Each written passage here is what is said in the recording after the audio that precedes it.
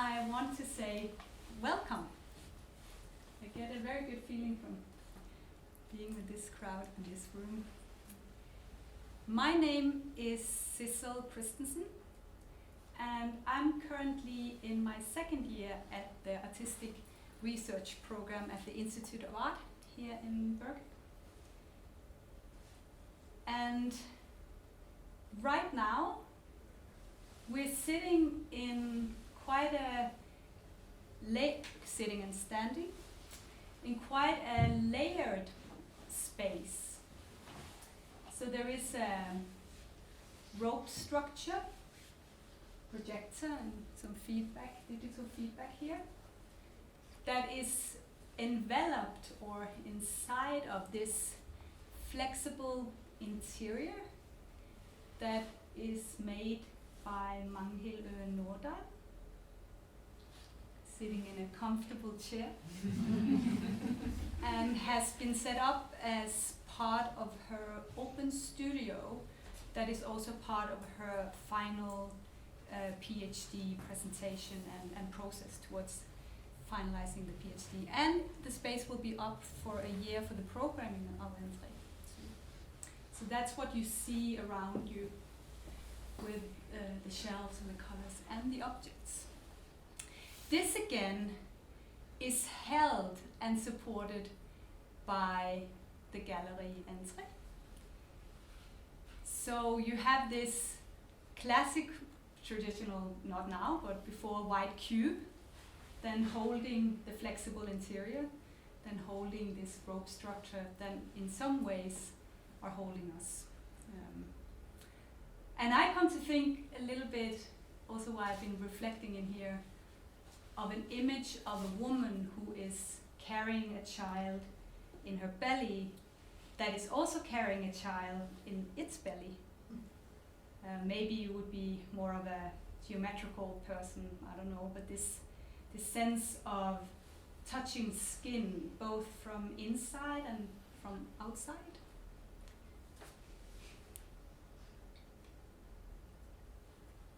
Yeah.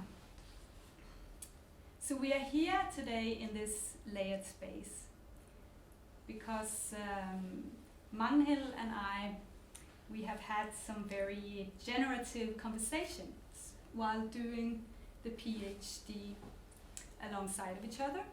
So we have almost like circled around quite similar thematics in our work, even though it is from different I guess artistic and medium-based perspectives, but there is a theme inside of it that we share. And I want to see if I can open up that conversation for you today in a somewhat more associative, embodied, and poetic way.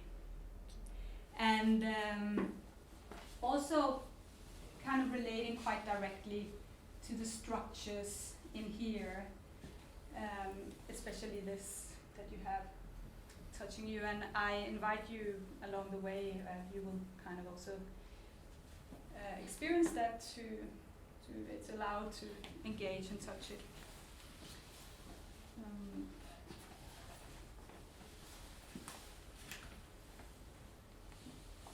So this here is it's a 3D model of this space that Magnhild has made to set up the flexible interior as a map. And also because Magnhild works, the problematics is a lot about 3D rendering and the process where that goes into the physical world. So this is a part of other work she has on her website, Unmaking Abstractions. That is also the title of the PhD. And Magnhild has been, I feel a little bit self-conscious talking to you in third person, but I will do that, Magnhild. But you have been very concerned with holders and secret support structures in your work, or you are. And I'm thinking, why are the support structures secret? what is it that makes them secret? I come to think of how your work, I would say, here turns into a support for my work, literally, because Magnhild has made these hooks as a part of her system also. It's all this modular system where things can move around that literally holds the rope structure. And of course also conceptually, because there are contents in this reflection that is affected by Magnhild. And I come to think of the mechanism of how contexts turns neutral or steps back so as to support something else to step forward and become visible. And has this stepping back something to do with becoming a simplification or an abstraction? So in her PhD reflection, Magnhild writes, something is extracted out of something else, and the result of this action is an abstraction. So you have this sense of extracting, isolating out. What comes to my mind, first of all, is that it's quite an aggressive thing. Like we all have experienced maybe a certain kind of isolations through this COVID time even. We're having to kind of forcefully or by choice isolate ourselves. We know it's not so good for humans. But there is also something that has a texture of care in stepping back to support and hold something else. And I wonder, what if the support or context is not secret or neutral? It is supportive, it supports, but it's active. It's an active conversation with its content, not in isolation from it, but in connection with it. These active contexts that move, context that becomes the content of the work, that's kind of a fundamental interest in my own research. And that might have something to do with unmaking abstractions too, in a way, with these processes.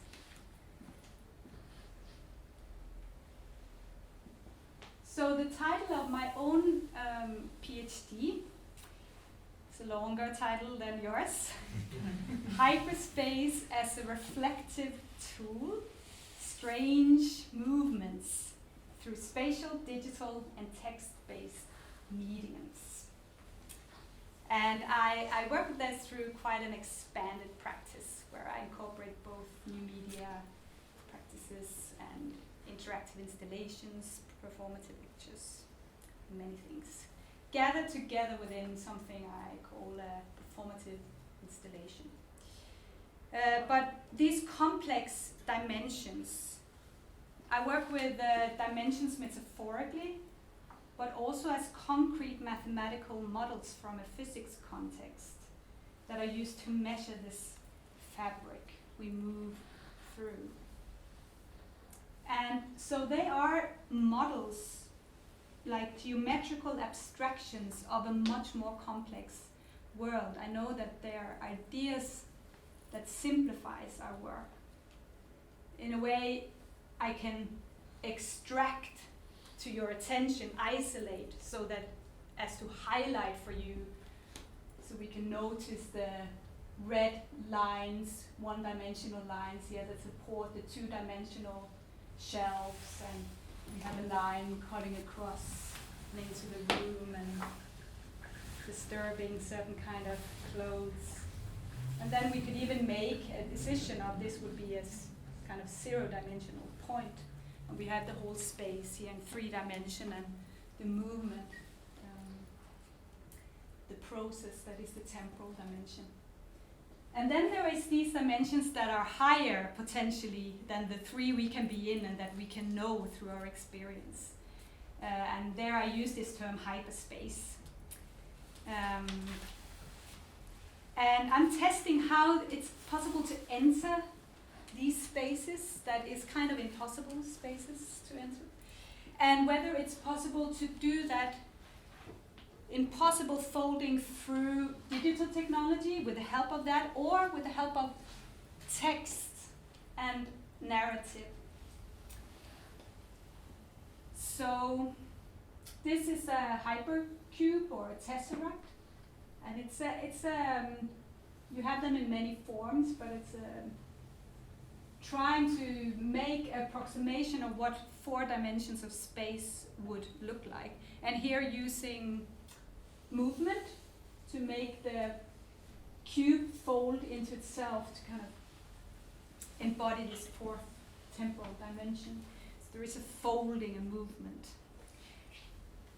And that's also something that is an approach. Fundamentally, I'm interested in this movement, like movement in an art installation, movement in the world, how movement is linked to change, how perspectives can move us, different type of perspectives, and how it might take an inner subjective movement or folding to gain a whole new perspective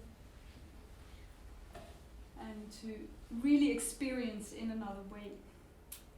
So that these folding movements. Magnhild also writes in her PhD, I've been sampling a little, that abstraction refers to both a process and the result of this process. So there is something folding back on itself. And in many of these sources that we have read together and discussed, and I'm not going to go too much into all the details of it, there are some of the books back here. That's the part that Magnhild has also opened up in her open studio.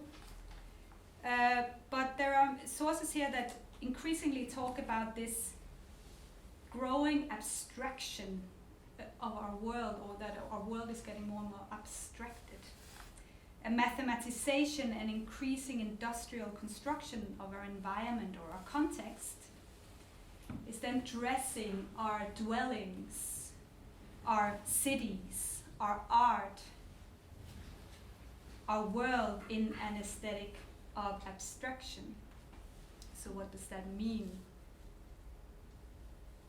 It maybe looks like the geometric blueprint drawings that is used to construct everything we're in.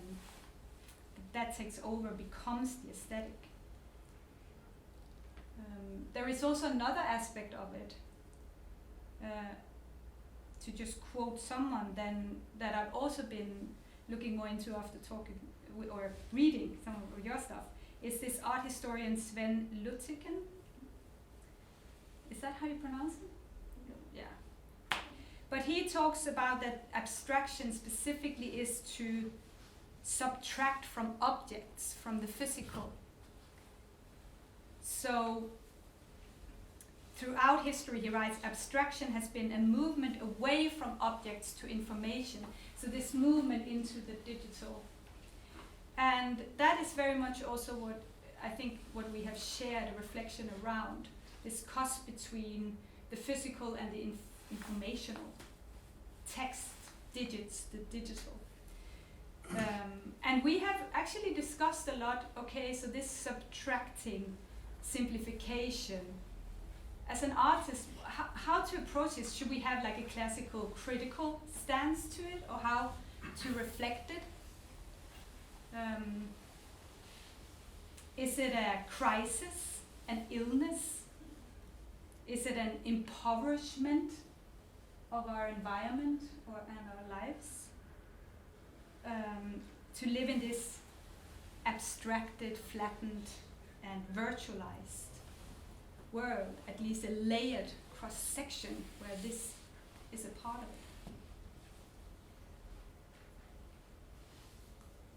philosopher Isabel Stengers, she says that abstractions are not really bad in themselves. They cause us to think. They cause us to move. They trigger our emotions. So in a way, we use abstractions all the time. But we have to be aware that they are abstractions. And we have to take care of the abstractions we use. We have to be aware what they're doing to us, what is happening, what they're blinding us against and isolating us from, maybe in the midst of their acting or ability to enable and reveal for us and make things possible. And Donna Haraway, saying, yeah, she's a thinker in many contexts. She says a very nice thing: you have to choose your holders wisely. You have to choose what hold you wisely.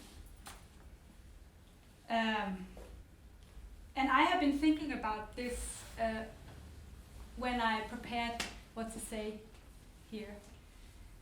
And I was thinking, okay, it's typical for a PhD presentation to use the holders of academia and academic talk as a way to address and hold the reflection. But what if I use something else? What if I use another story? And I decided to share with you something that was shared with me, told to me by someone called Marie Sikveland here in Bergen.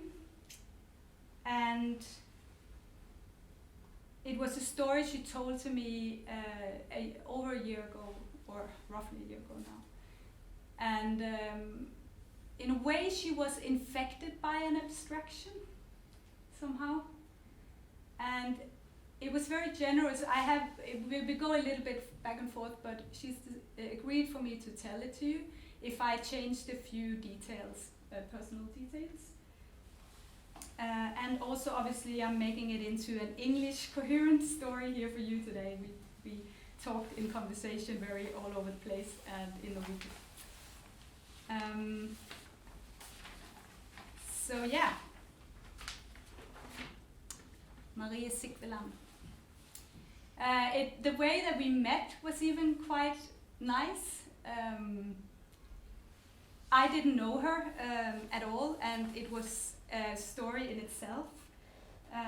It was a little bit warmer than now, and during a part lockdown situation, so I was more out here and about, and it was in the middle of the day, and I was down by the Lille Lungegårdsvandet in the middle of the city, and she happened to be there too.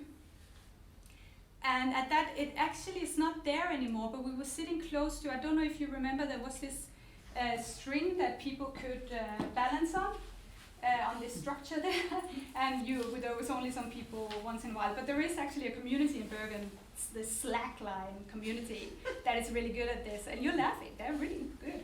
And that day, there must have been a guy just going by that happened to know it, because there was someone actually on this line, super good at jumping, and he could jump up and land properly and stuff. So I got very excited about it and started, shouting out, and that was how we connected a little bit, because she also, it warmed her to this too. And I was just like, this is great. And I'm an artist, I work a lot with ropes and string and stuff, so this is like something I could be really into. And she's kind of looking at me saying, well, yeah, I'm not such a stranger to lines myself. And I'm thinking, whoa, to me this thing, because also you weren't there, but looking at her, she didn't really look like the type that would do slagline or any type, you would have comfy but formal clothes, some reading glasses she had. I don't remember even if it was on or off, but mid-50s, definitely, I would think, because we always think, or I think about people when I meet them, she could be working in a local library or in some kind of university administration, maybe. Definitely more office, not circus. But I was trying to be, there was something there. So I was saying, oh yeah, so where have you learned line dancing, or where, and she was like, no, it was nothing like that. Actually, it was more like the lines, they came to me, they looked for me, and it was not actually even a very comfortable experience. And then she was kind of rowing in, like, I'm not really sure if you even want to hear this. And at that point I was intrigued, so I was like, yeah, please let me know what is this? So I went over to her bench, and still with corona distance, but, wanted to hear more, and she was obliged, and maybe it was burning inside, or and of course some talk around it. It's very unique to actually have someone tell you something when you meet them as strangers, especially in Scandinavia, I would say. But she said, well, I live up in Møllenpris, and that was behind, and it was actually happening at home one morning. Even when I woke up, I could feel that there was a difference. I could feel a difference. There was a sense in the body. And it was just to say that there was definitely something there before the line. And then later, she said, when I saw it, I literally thought I had an eye defect, or that there was something tricking me. But I would sit down, and she explained that her morning routine was always to sit down in her living room, and she has these nice windows in front of her, and she was sitting there like every day with a cup of coffee, not really looking at anything, zoning out, more feeling the cup, and being a little bit in the thing, and she forgot all about that feeling, I think. But then she looks over at the wall under the window, and suddenly she can see this faint, strange, white, shadowy line on the wall. And she looks up because it has no real logical light sources. And she knows the room really well. She sits like this every day, and there is this line. Faint, but it's there. And it's approximately this thick, and it has like blurry edges. So she gets up to find out, and she looks down, and she sees that the line is actually in front of her on the table, too, going out in front of her. And she, I don't know, but, doesn't really trust what she's seeing. But she told me she would move very slowly out, and the line would kind of follow her out to the edge of the table. And when she came to the floor, she would see a line going along the floor. It's subtle, but it would be there. And then up the wall to the window again.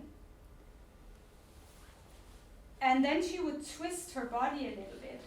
And then the line would follow, so it would go out then from her body, up the wall, and now there wouldn't be a window, so it would continue up. And then it would break at the ceiling and go over in parallel to this line on the floor. And then she would look, and it would come down behind her and break and meet the line that went like this. So she was kind of standing on a line. She was, And then she said she turned around to see it, and it wasn't there. So that was very much a relief. So she said, okay, so then it was just something I experienced, like we experience things sometimes. Something happened to us, and we forget about it again if it was just a little thing. So there was this sense of relief as she was standing there. But then suddenly it comes back. It's fading into view as if it has a little bit of a lag time. Maybe as when you hold a candle and you need to move it a bit and it needs time to kind of settle again. So suddenly it settled and the line went up the wall, over, behind and down between her legs. So then in a way it cut her room in two. Or you could say it cut her in two. And then she started freaking out. So she would move around and reposition herself, see the line fade into view, look at it again, move to somewhere else, see the line, like kind of, yeah, test it. And then she just sat down in the end and wanted to block the whole thing out. And she rested her, just her face in her hands and, having a sense that it came from inside. So where was it, or what? Not feeling able to understand. And as she was sitting there, with this increasing frustration, she said, and it is a bit crazy, but she said that she saw the line inside, behind her closed eyes. So suddenly it was there in the blackness, amongst all the other blinking lights and stuff that you have when you close your eyes and squeeze the eyes forwards a little bit and the red and blue. But when she twisted her face, everything else would obviously move with her face, but the line would stay. But when she moved her body, she slowly get up naturally. The line would move with her body as if it's kind of moving with her spine. And it went around the room, up the wall, so she could, in a sense, see the line wrapping around the room. See her room, but without having open eyes. If she got kind of close to a door, or it was pointing towards a door, it would go into the other room and up, so she could sense where there was door. It was go around furniture and stuff, so she would sense it. And yeah, she would just kind of be totally into that. And then the phone called, ring. So suddenly she got a little bit out of it. And she picked it up, and obviously she had totally forgot the time. And it was someone from work, she said. And she didn't really know what to say. What should I say? That I have visual tinnitus, or something is going on with me. She had to kind of find out more. And I suggested, maybe you have, because I know this thing called ocular migraine. I don't know if some of you have it or know about it. But I know it because my partner has it. And it starts with this crazy migraine. And it grows and grows, and then towards the end of it, you get this kind of visual effects on your eyes that can be quite debilitating also, for seeing and stuff. And she didn't know about that, but she was, not confirming it. She had to find out more anyway at that point. So she called around and texted some of her colleagues to move some meetings. And then she wanted to see what happened she needed to get out. She wanted to see what happened outside. So she gets ready, she goes out. But she just comes to the door. And then she looks out and she sees again this faint sunlit strip without any logical light source going down the stairs of her flat and out and over at a place where she couldn't see where it would be ended. So she was like, okay, I have a path laid out for me, so I'm gonna walk it. And she closes her door and she starts walking along this line. And she said, I thought I was kind of going towards work because that was roughly where I was going to go in the end. But that didn't happen. because suddenly I got so aware of this inbuilt orientation, so aware that the line was coming from me. So immediately I felt like I had to align myself with the streets and the buildings around me. So it became like almost like neurotic a little bit. She also said, you know, I had to kind of walk along the line. And I actually realized, she said, that houses and streets are not that straight, but approximately had to kind of go along what was there. And she said, so Nygårdsparken is straight up there, and that was really uncomfortable because there was no straight lines. Because it made me calm to feel that these lines were in line with the environment around me. And she said, I did also after a while notice that it looked strange because I was walking very slowly. And I tried to speed up to look more like a, you know, get in sync with the city rhythm, but it was very hard, and at some point I even bumped into someone. She said, or I don't remember, it was some man with a dog or something uncomfortable. But she continues. And at some point she gets to this underpass. It's this thing where you walk under a road, a tunnel thing. And she just at least explained that to me because it has less light also maybe, so it's stronger. She walks in there, and instead of seeing out, she goes kind of at an angle to it, and then again she has the line under and up and over her and down.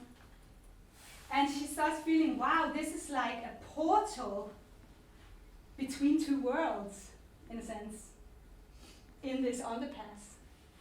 And starting to get quite excited about her in her own head, you know, standing there.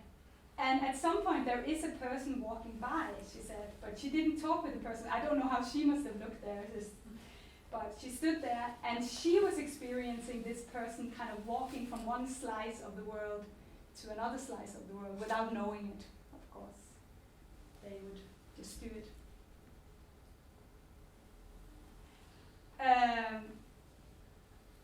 And being quite hyped on this feeling of being right at the center of things. And it was also right at this moment, she said, it was a little bit ironic, where feeling totally at the center of things, that she got totally knocked out of course. So she has, she's standing there, and then she gets this kind of boom, kind of something hitting her shoulder really hard, and she looks back and she just sees this person on one of these scooters going by really, really fast, and gets very angry, and she was like, I was shouting, and it hurt to even shout, like, hey, the person wasn't even stopping. It was a woman, not even stopping from actually having bumped into me. And I had to hold on to the walls, and I felt really sick to my stomach. And I did actually see, you know, when you walk in the snow too much, or this kind of prickly thing in front of my eyes, I did see that. And I had to walk out, she said, of the tunnel, touching the walls all the way, you know. And I came out, and I found a place to kind of rest, and eventually also assess what was going on. And I kind of look down, I sit and I look down at my feet, and the line is not between my feet. So it's actually out to the side. The line has been pushed, so it's going from my hip and out. And now it's actually wider. It was as wide as a hand, and it was a little bit brighter. And I look at it, and I put my hand into it, and I can sense the hand getting a little bit brighter as I get into the area of the line, and a little bit darker again. And then I move my body, but the line stays in the same direction now, and it really hurts.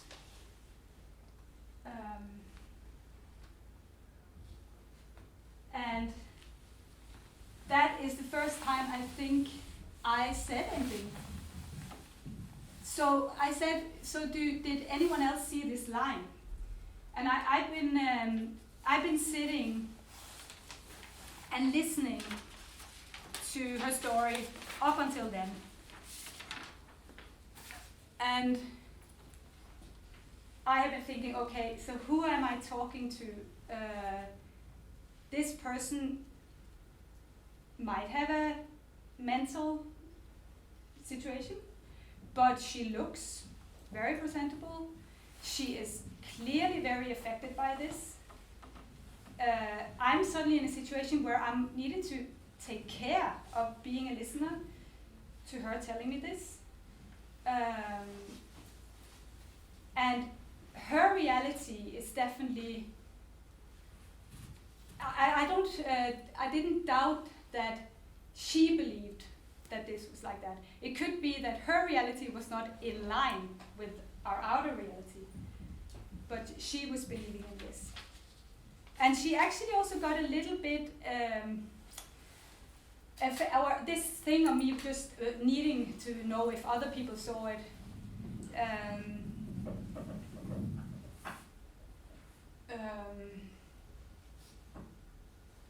It affected her emotionally, in a sense. She was like, yeah, but I mean this. I'm not telling you, I'm actually telling you something here. I'm not mad. I was in an accident. I'm telling you about an accident. I was very hurt and I just wanted to go home. And the line was starting out as a compass. And I had a plan to go home, she said. But very fast, I just felt I had to turn towards the direction of the line and go in towards the line, because now it was clearly pointing at something. There must be something at the other end of the line. It didn't change. It was going somewhere. So the next couple of days, because then it was more, okay, what is happening? And she just said it was very, very unsettling. Things kind of started to totally unwind.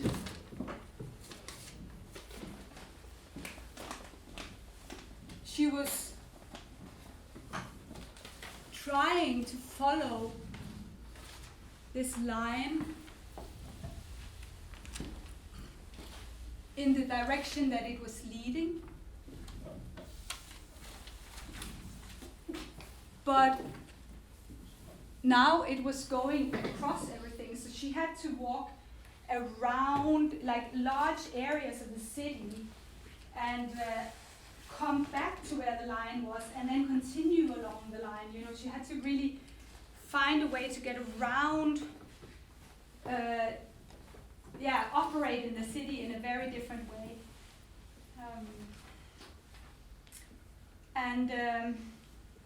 She started to have even possibility of time to do this. She had to call in sick, so it starts to affect her more.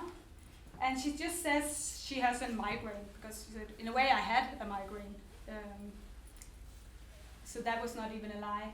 But she also saw it at work, and there I found out she worked up at Studentcenter, and there is a bookshop there. And it's very open areas, so she could also see it there when she was there, because she had this other kind of thing now that she needed to do.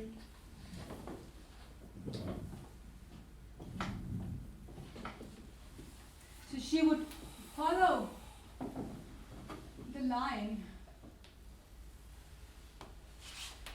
and it now represented a goal, something at the end you need to go to. And it made her look at people in a different way, or partly, because it represented like who could it be? It could also be a place, but she said it affected her way of relating to people, and it actually made her feel lonely, because there was something frustrated about it. Very often she would come and the line would just stop at a wall, or it would start moving a little bit, as if maybe she was closer to where it was going, and then it would start just, the target would be closer in a way. So then she would kind of, move. So it was all very kind of confusing and disorienting. She felt very stressed and disoriented.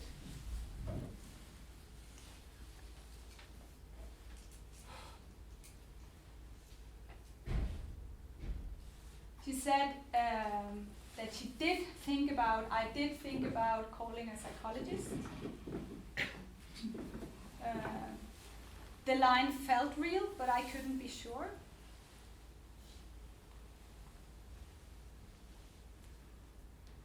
I didn't dare asking anyone else if they saw it. So again, this sense of isolation, I think. I think that if someone else saw it, the logic would be that she would maybe, then they would maybe say that they saw it to her. And she said it did look like sometimes that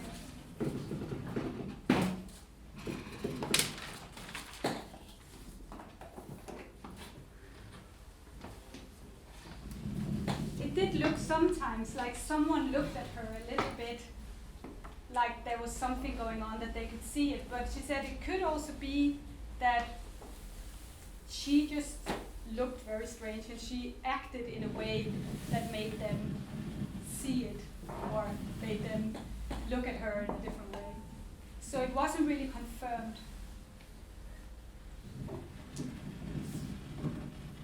And then the line stopped folding around her indoors. Suddenly it would just stop at walls. And she was more and more frantic and seemed more and more frantic and stressed about it. But she did say, when I was very relaxed, it would fold around me again. Or if I woke up from sleeping, I could see it fold around me again, but not in my daily life.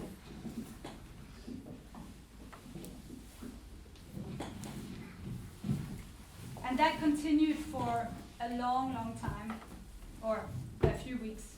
And she grew more and more confused. And she said things like, I felt handicapped. I felt like I couldn't really move in the space in a proper way.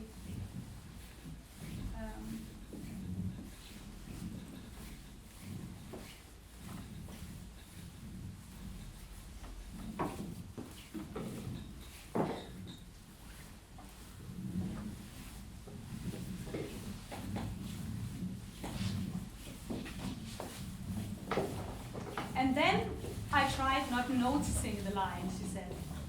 That was my next strategy. And we all know this kind of thing, where there is something in front of us we have to deal with all the time, but then it's easier just not to notice it. And that's where I said again, but do you see lines now? Like, are you cured from it now? And at that point, I think we had moved because it started raining at some point. So we were, I managed to get her into taking a coffee at the Code Cafe that was nearby. But when I said that to her, she again got a little bit out of it. And she said, I'm telling you this very, very personal story. Yeah?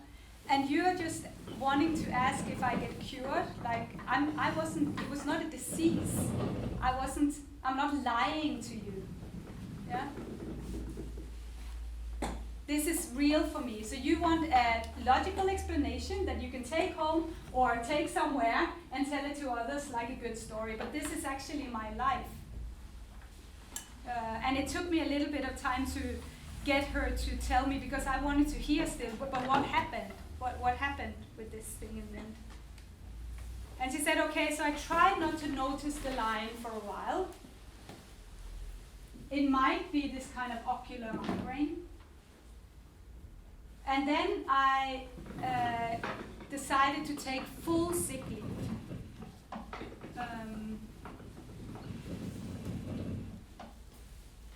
And I told my doctor that it was stress, because I was stressed. My whole world, all these kind of structures I had around me to define everything for me was crumbling. They literally were falling apart. All this, my surroundings was dismantling. And sometimes I got attacks where I could see the line stronger, and sometimes it would get weaker. So it went on and off, and I sometimes see it.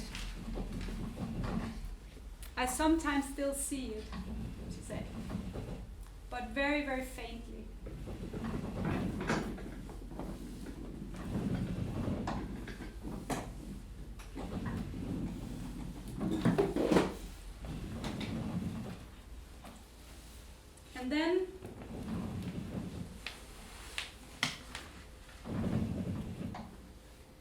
And then there was COVID lockdown again. And she said, I was on part sick leave still, but I was also working from home. So I was doubly isolated now. And the lines started folding around me in the space even more again, as if this psychological thing made them just crumble around me. And then one day I had this experience where I got the most crazy headache. I kid you not, it was insane. And I felt, when I looked around, that I saw the lines, but they were brighter than normal, and they were growing. When I looked down at the floor, the light was getting so bright that it didn't look like a stripe that I could, that was a little bit bright. It looked like a crack, that there was light coming through the crack from it. And at some point it got so big that I didn't feel I could almost stand outside of it for very much longer. So I wanted to put my leg on it, but I almost didn't dare. But then I dipped my toe down onto the light. And I'm not lying, but the black sock on the line, it didn't get lit up. It actually started spreading out on the area of the line, almost like oil on water. So it spreads out. The tip touched the white line, it widens out and fills the area of the line, so the sock tip becomes a big, flat, black area, stretching out and coloring the line on the floor. And when I take my foot back, it's normal, and the line is back to being a white shadow on the floor. And then I put my hand down on the line, and the same happens. My fingers flatten out into widening, leveled skin color, filling the line area more and more as I put pressure on it with my hand. So now the line has the width of 2 hands, and it's growing. I can see that soon I'm not going to be able to stand outside of it, so I just do it. I put my whole foot back on the line, and I push down, letting the dark sock spread out over the surface and fill more and more of the line area. As I increase the pressure, I sink, and the line widens as if to give me more space. I'm now submerged to my knees, and the black sock and bare legs spread out inside the line area on the floor, climbing up the wall. A flat sheet of cotton and skin texture filling the surfaces, widening and growing. And I can feel it. I can feel the touch of this whole area in a growing, caressing embrace. I feel the rugged texture of the wood floor, the soft carpet, the cold wall. As the line of my flat body widens more and more, I push my fingers and arms onto it, making long textures of flat skin floating out to a widening two-dimensional surface that starts to cover the whole wall now, floor and ceiling. And then I put my head through an immense sense of stretching, pulsating touch. The whole being is skin stretched out and filling the entire area inside of this room. I'm now the room. The feeling covers everything. Seeing is touching somehow. A clear tactile sense of space between my walls. The pressure of the table feet, the chair feet touching my floor. The carpet, the paper poster caressing a larger part of my expanded skin. The heavy plant pot pushing on me. All these things in me and supported by me in my embrace. I feel an acute care for my content, a thrill of the point of contact between us, caressing them, supporting them, keeping upright so that they can stand firm, keeping still so that they will not shake and fall over, still, holding my breath. Am I breathing? I don't know. Yes. Maybe. But I'm still, so that my content has the opportunity to move with me. And outside of me, I can feel the touch of the other rooms, lying still next to me, back to back against me, supporting each other, touching each other.